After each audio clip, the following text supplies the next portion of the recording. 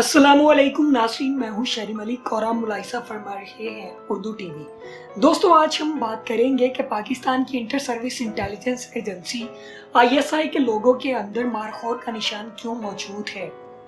दोस्तों, पाकिस्तान में ऐसे बहुत सारे जानवर पाए जाते हैं जो कि मारखोर की निस्बत बहुत ज़्यादा ख़तरनाक हैं और जिनको मारखोर की जगह पे ISI के लोगों के तौर पर चूज़ किया जा सकता था।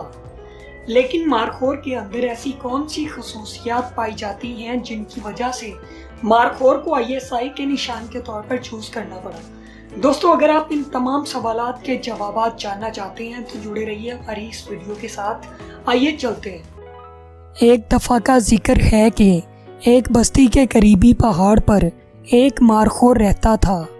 उस मारखोर ने वो पहाड़ इसलिए चुना था क्योंकि उस पहाड़ पर बहुत से छोटे बड़े जहरीले सांप रहते थे जो अपनी खबीस हरकतों से दूसरे जंगली जानवरों और इंसानों को तंग करते रहते थे।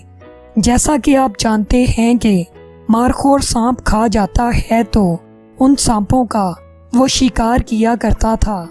आहिस्ता आहिस्ता पहाड़ पर बसने वाली इंसानी आबादी और तमाम मखलूकात में वो मारखोर मकबूल होने लग गया। लोग उसे नजात दहिंदा समझने लगे और उससे प्यार करने लगे। दूसरी तरफ सांपों में मारखोर के बारे में नफरत फैल गई थी। वो दिन रात मारखोर को डसने का सोचते रहते थे, मगर जैसे ही कोई उसके करीब आता वो मारा जाता था।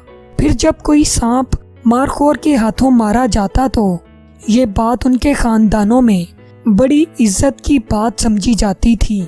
जब किसी सांप के मरने की खबर आती तो सब सांप खूब रोते, आंसू बहाते और मरने वाले सांप के दोस्तों और रिश्तेदारों की तो अच्छी खासी मशहूरी हो जाती थी कि बेचारा जुल्म के खिलाफ सच्चाई की जद्दोजहद करता मारा गया।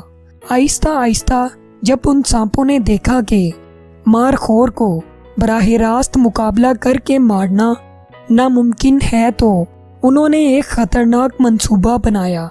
एक मारखोर अब हर सांप के पीछे तो नहीं जा सकता था, तो उन्होंने सोचा कि वो एक सांप को मारखोर के सामने भगाएंगे। जब वो उसका पीछा करेगा तो इतने में दूसरे सांप इंसानी बस्ती में दाखिल होकर इंसानों को तंग किया करेंगे। और फिर ऐसा ही हुआ। अब मारखोर की मौजूदगी के बावजूद इंसानी बस्ती और दूसरी मासूम जंगली मखलूकात में से रोज कोई ना कोई सांप के काटने से मरने लगा।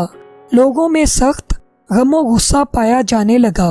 कोई कहता कि मारखोर को मार दो और कोई कहता था कि मारखोर को यहाँ से निकाल देना चाहिए, उसके रहने का क्या फ़ायदा जब ये कुछ नहीं कर सकता।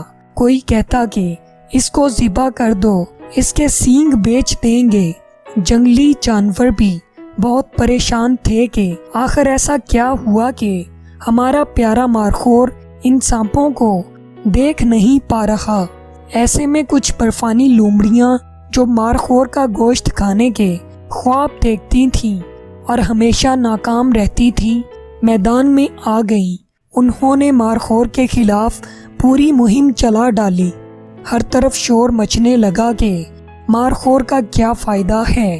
मारखोर बेचारा दिन रात मेहनत से अपने काम पर लगा रहता था। उसे खबर ही ना थी कि उससे प्यार करने वाली मखलूकात अब उसकी दुश्मन बन चुकी है, उसके खिलाफ साजिशें करने लगी है और उसके दुश्मनों की हर बात का यकीन करती जा रही है। अब ये नफरत मारखोर तक पहुंचने लगी थी और उसे नज़र आ रहा था कि उसका वहाँ रहने का अब कोई फ़ायदा नहीं है। उदास दिल के साथ एक रात वो बस्ती के करीबी वीराने की तरफ जाने वाले रास्ते पर बैठा था कि उसने कुछ सांप देखे। मारखोर की भूख तो कब की मिट चुकी थी, उसने उनका पीछा नहीं किया। अब सांपों को बड़ी हैरत हुई कि ये पीछे क्यों नहीं आ रहा। अगर ये जल्दी ना आया तो बस्ती में जाने वाले सांपों को देख लेगा और उनका पोल खुल जाएगा। ये सोचकर वो सांप शोर मचाने लगे, जानबूझकर उसके आसपास मंडलाने लगे। مارخور کو یہ بات کچھ عجیب لگی۔ وہ حقیقت جاننے سونے کا بہانہ کرنے لگا۔ اب ان سانپوں نے سوچا کہ شاید اب ہمیں اس سے کوئی خطرہ نہیں ہے، کیونکہ اس کو اب اس کے چاہنے والوں کی حمایت حاصل نہیں تھی۔ تو انہوں نے اس پر آوازیں کسنا شروع کر دیں اور خوشی سے ناچنے لگے۔ ناچتے ناچتے دوسرے سانپ بھی ان کے قریب جمع ہونا شروع ہو گئے، اور کچھ سانپ موقع غنیمت جانتے ہوئے بستی میں داخل ہونے لگے، جنہیں مارخور نے دیکھ لیا۔ اب اس کی سمجھ میں ساری بات آ چکی تھی۔ اس نے نہایت پھرتی سے قریبی سانپوں کو ختم کیا اور بستی میں داخل ہونے کی کوشش کرنے والے سانپوں کی گردن دبوچ لی۔ کہا جاتا ہے کہ اس رات سینکڑوں سانپ مارے گئے، اور برفانی لومڑیاں جو مارخور کے مرنے کے انتظار میں رالیں ٹپکا رہی تھیں پھر سے بھوکی رہ گئیں۔ سنا ہے کہ آج بھی اس علاقے میں سانپ ان مرنے والے سانپوں کی یاد میں موم بتیاں جلاتے ہیں، اور لومڑیاں دوسری تمام مخلوقات میں خوب بن ٹھن بال کٹا کر جاتی ہیں اور مارخور کے خلاف باتیں کرتی ہیں، اور اس رات والے واقعے کو مارخور کی حیوانیت، ظلم اور درندگی بتاتی ہیں۔ کچھ ان کا یقین کر لیتے ہیں اور کچھ انہیں مار کر بھگا دیتے ہیں، لیکن سانپ آج بھی جب اپنے گھروں سے نکلتے ہیں تو وصیت کر کے نکلتے ہیں کہ اگر مجھے کچھ ہوا تو اس کا ذمہ دار صرف اور صرف مارخور ہوگا۔ مارخور پاکستان کا قومی جانور ہے۔ ISI کا سرکاری نشان مارخور رکھنے کی دو بڑی وجوہات ہو سکتی ہیں۔ ایک تو یہ پاکستان کا قومی جانور ہے، دوسرا ISI کا کام ہی یہی ہے کہ پاکستانیوں اور مسلمانوں کے بھیس میں چھپے سانپ پکڑنا۔ یہ سانپ اپنے بلوں میں چھپے رہتے ہیں، اور ان کے بلوں میں ان کے روابط کئی غیر ملکی زہریلے ناگوں سے ہوتے ہیں، جن کی یہ پوجا کرتے ہیں۔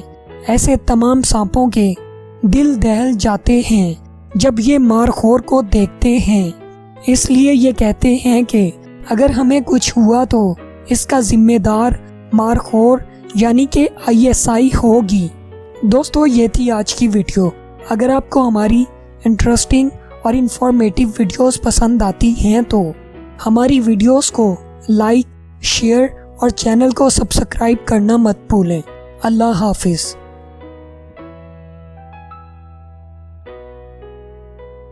دوستو، اگر آپ کو ہماری انٹرسٹنگ اور انفارمیٹیو ویڈیوز پسند آتی ہیں تو ہمارا چینل سبسکرائب کرنے کے ساتھ ساتھ بیل کے بٹن پر کلک کر دیں تاکہ آنے والی مزیدار ویڈیوز آپ تک پہنچتی رہیں۔